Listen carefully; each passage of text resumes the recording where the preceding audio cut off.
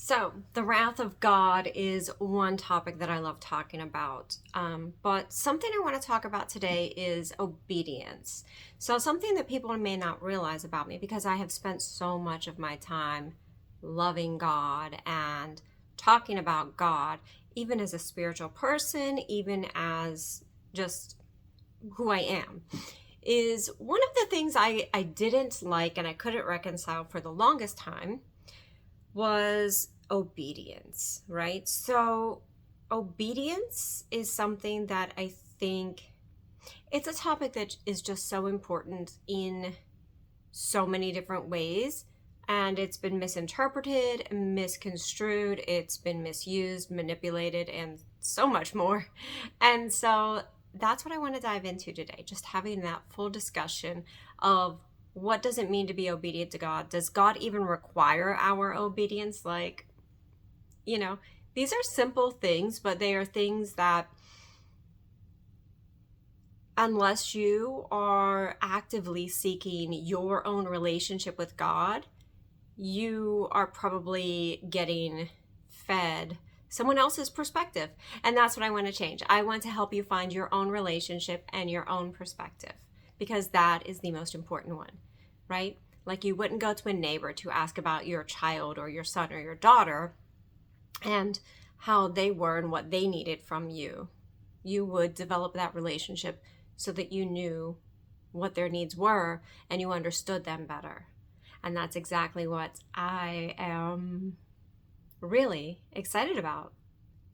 It's what I've done. It's what a lot of my clients have done. So, hey, hi, I'm Sherry Hemstreet of thesherryhemstreet.com. And if you don't know who I am or why I even talk about this, I have been having supernatural experiences with God since I was a very small girl. And I have been, the brunt of a lot of online witch hunts, for sake of a better word, like for sake of a better explanation. Yeah, I've had people come after me because they're like, you can't see the face of God. It says in the Bible, no one will see the face of God except for Moses did. Like, what makes Moses more special than you or me? Like, that's a good question, right? And that's a great question, but that's not the question for today. The question for today is obedience and what is the truth, not a truth, but the truth, because there can only be one highest truth of obedience in relationship to God, because that is all that matters, is the relationship we have to God. So hang with me. Let's dive in. Let's explore this. Give me the next 10, 15, 20 minutes, however long it takes to get through this. Drop your questions below. I'm more than happy to answer. If you want more content like this, if you want to be added to the community, if you want access to more of this, drop revival below and we will get that to you just as soon as we can. And let's dive in. So, just to give you a little bit of background about where this came from, right? So, I spent much of my life studying many, many different religions, looking for God in everything, despite knowing God, despite having seen God, despite having had experiences with God that were beyond supernatural, like blew my mind. And with that being said, I still struggle with the things that you do because it is still an act of faith, even though like I have been given so much more to have faith on. And there was a time when I went to church religiously and I loved it. I was enthralled and I was just in love. People would come up to me and tell me during praise and worship, like, they were like, you can just tell that you love God so much. And I'm like, you just have no idea. You have no idea. And, I enjoyed the church that I went to. It was a wonderful church, beautiful people, beautiful leadership. And then one day it just wasn't for me. And I couldn't understand that. And I couldn't understand if I fell out of the church. There was a lot going on, right? So there was a lot of things between me and God going on, and maybe you can relate. I felt like God hurt me. God let me down. God did a lot of things. And then all of a sudden I doubted everything in the church. And that was a great time for me because without that discernment and without that journey of doubt, I couldn't be where I am today. And so the thing that I find most interesting is, obedience. because obedience, it has this meaning, right? Like, ugh, like I am a freedom seeker. I am a freedom lover. Like my highest value, like I have so many high values, but like, I love and uh, equanimity or equality is one of my highest values. Like we are all equal. Like no one is better than anyone else. But freedom, right? I like freedom is my truth, and it's like the crux of everything. There has to be freedom. And so at one point in my journey, in my walk with God, in my understanding of spirituality and things like that, I kept getting, for lack of a better word, triggered by this word obedience. I was just like, oh my God. Like somebody would be like, I'm so obedient to God, and this is why this happened, and this is why this happened, and this is what I get. And because you're not obedient, you don't get these things. And I was like, and it just struck me because, am I a child of God? No, which is different than you will hear a lot of kingdom people say. Do I love God with all my heart, carry him with me everywhere I go, and like devote every breath to him? Yeah. Right? But I am a part of God. God is a part of me. Am I a child? That's like, now we're getting into nuance. And there's a point here. Just stay with me because there is a point, right? And so with all of this, with like the obedience, I was seeing it everywhere. Like some of my best friends on Facebook were posting about it, and posts were coming at me out of nowhere. And all of a sudden I was just inundated with it. And I'm like, I have to stop. This is too much. I can't process this. I can't deal with it. I'm like, why? And I felt like I was being rebellious. So I don't know if you've ever felt that way. Like if you are a person that feels inner conflict when a church leader, religious leader, biblical teacher, somebody mentions obedience, and you feel that like inner turmoil. I've lived that. You feel that inner conflict. You feel that inner like push, like maybe I can do it all, but I can't do that, right? I think there was a song about that. But I won't do that. I don't remember. Anyway, getting off track there for real. But that was what happened for me. And it's interesting because when I was in church, I would have considered myself to be wholly obedient.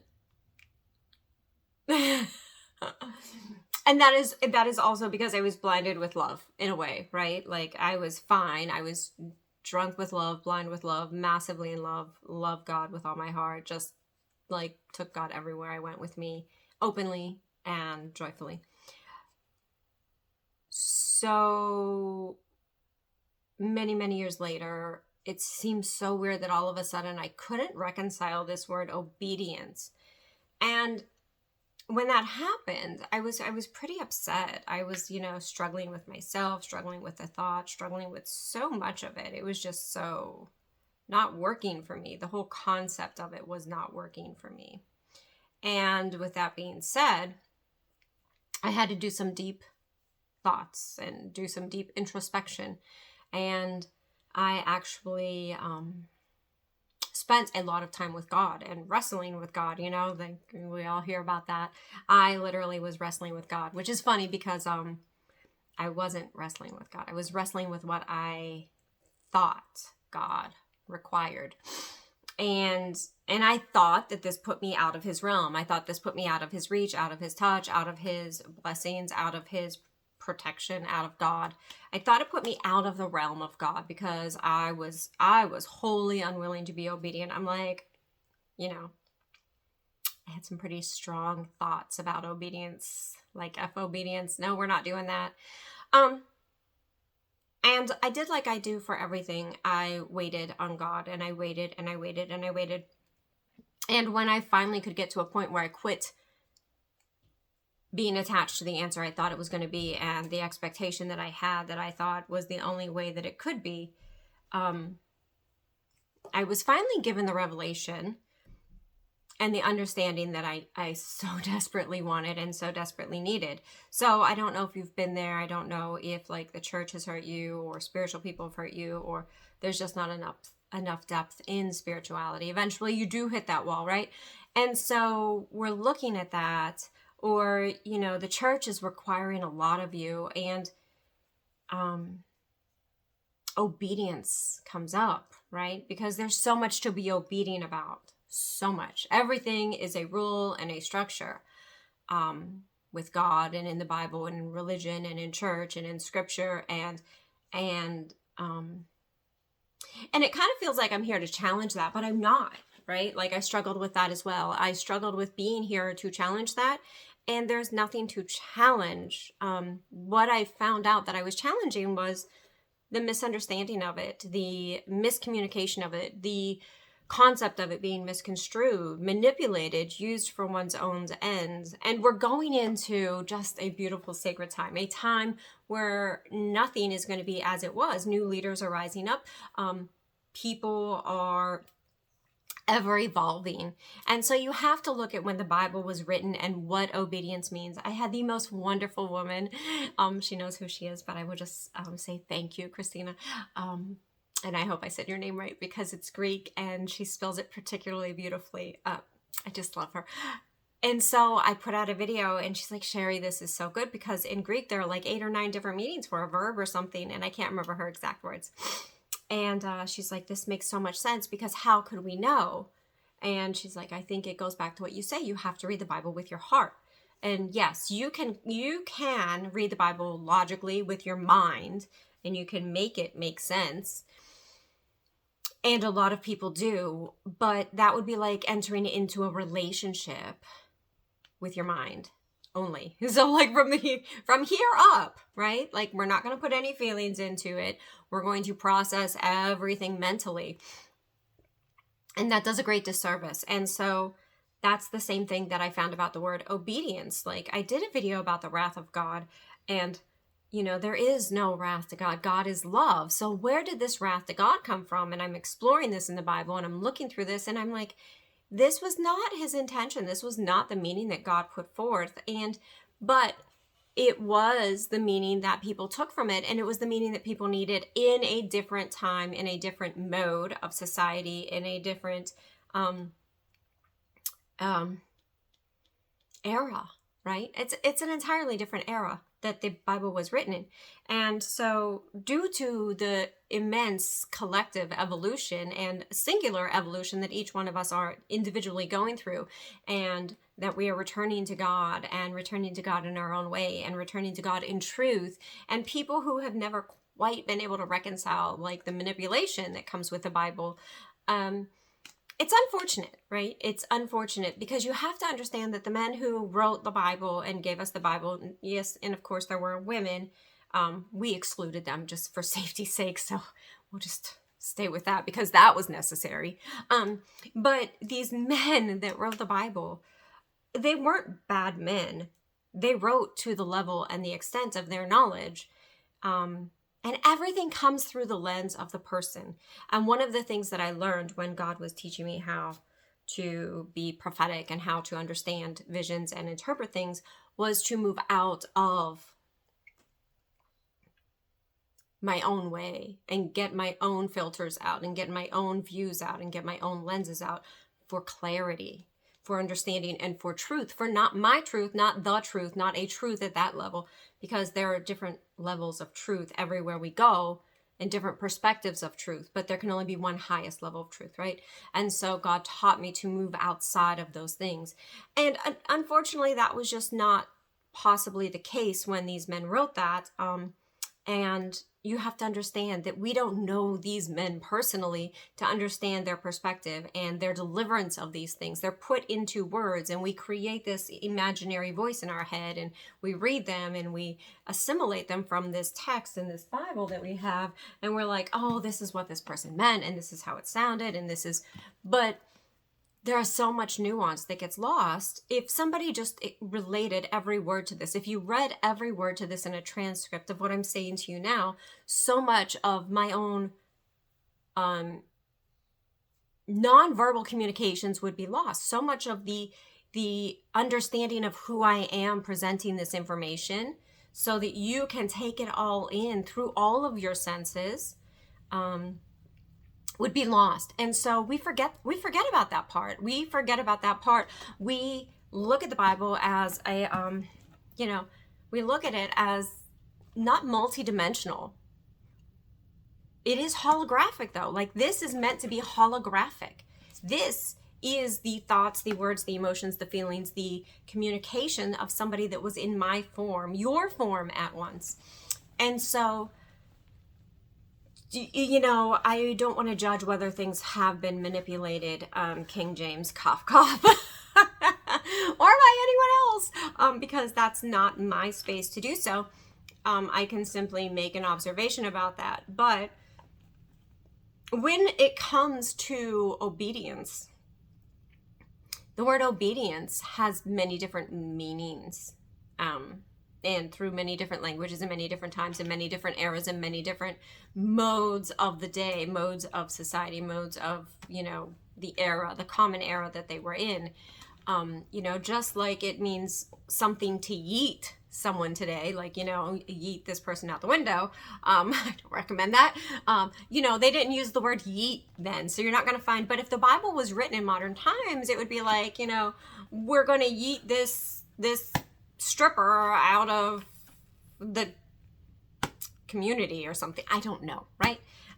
But you get the idea, right? Like, so when it comes to the word obedience, I have a completely different understanding, and I want to share. And so in 2014, I started my business, and I was completely led by God. I was giving messages from God. I was talking about God. I was teaching people to communicate with God. My tagline was, the fastest way to 6 figures. The fastest way to 6 or 7 figures is your source connection. And my source connection is everything. Whether you want to call that source, the divine, God, creator, infinite, it doesn't matter. Universe, like, we can just put that aside because semantics, right? And so God did miraculous things. Like, people want to say there's no miracles. My entire life is a miracle. I went from single to married in 4 months, and like, we're going to celebrate our 20th year anniversary. So the miracle, and I look back at this and I was like, led by God. I was led by God. I started my business and I would be led in what every next step was. I was not smart enough to figure this out on my own. I was not smart enough to know things. He taught me healing modalities. He taught me a new way of working in the Akashic Records, which is really just universal mind, which is really consciousness, which is really another level of God. Right? And some of these things have been marketed and marketable and made to be marketable. And some of them have been interpreted and misinterpreted, and we're not here for that. But I want to share with you, so he brought clients to me. I would know who was coming to me. I still to this day know who is going to hire me for the most part before they do. And in addition to that, everything, right? Like, he gave me this divine destiny that helped people break through, and it was connected to him. So people were able to do these sort of meditations, activations, and access their own source energy and have their own breakthroughs and healings. And so many people did. It still blows my mind. That was the first thing I ever sold 3,000 of, and it just blew me away. And then he taught me the Akashic Records, which have a new name and a different thing, and he told me to teach it a different way, and I did. And so many other things that he taught me, right? And led me through, do this, sell this, do this, write this. One could argue I was being obedient to God, but I don't choose to look at it that way, because yes, I had free will, yes, but when you're led by God, it's not an act of obedience, it's an act of love. I am never acting out of obedience, because obedience implies fear. Obedience implies punishment. Obedience implies polarity. If I'm being obedient, then that means I am falling in line and doing something that is calculated and has a purpose. Whereas if I'm just led by God, I am letting myself be led by God joyfully and in love, and the expectation is so much more amazing. Like the things that God has done for me when I have let him lead and I just simply follow are way better than anything I could have done for myself. And so I think that this is where obedience is a misunderstood word and concept in the Bible, right? Like, there is no obedience. You have free will. God has given you free will. You don't have to be obedient to be worthy of God. You don't have to be obedient to be closer to God. You don't have to be obedient to gain anything from God. You just need a relationship so that you can be led if you choose. And I could have said no at any single time. I mean, I did many times, and I pushed it off many times, and he didn't take it away. He didn't take it away. Nothing ever got taken away because I was like, I'm not ready for that. Nothing ever, I was always given the time and space I needed to move into a decision and a trust space. And the amount of confidence that I had, everyone was like, oh God, Sherry, you make it look so easy to run a business and this and that. It's like, yes, I'm following God. I'm being led. There is immense confidence.